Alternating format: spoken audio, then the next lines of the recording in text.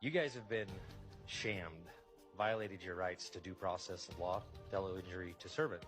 The governor, according to Article 4, Section 9 of the Idaho Constitution, was required when he did his proclamation to call you folks into session so that we could deal with that state of emergency, because that's the power that properly belongs to the legislature. Natural rights and civil rights have nothing to do with the establishment, support, or management of government. That would be American Jurisprudence, Volume 15, Civil Rights, Section 2. Remember, this is policy, right? Policy doesn't apply to the people. This is an usurpation of power by the governor. This is subversion of law, it's sedition, and it's treasonous. And I implore you all to investigate. Do an investigation whether or not to verify my claims that that's a violation of due process of law and that leads to treason.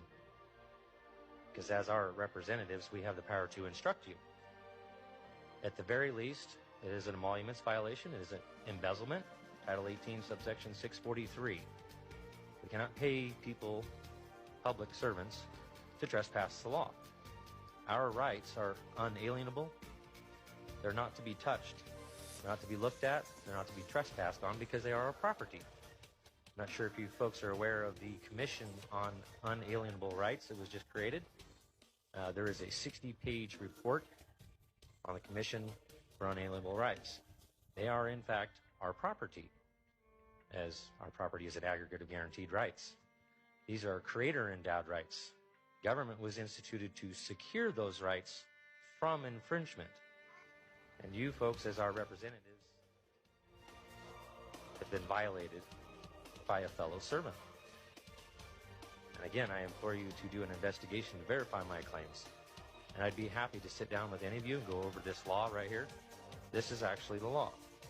The legislature makes policy. The only other way to make law is through an Article 5 convention or like kind in the states.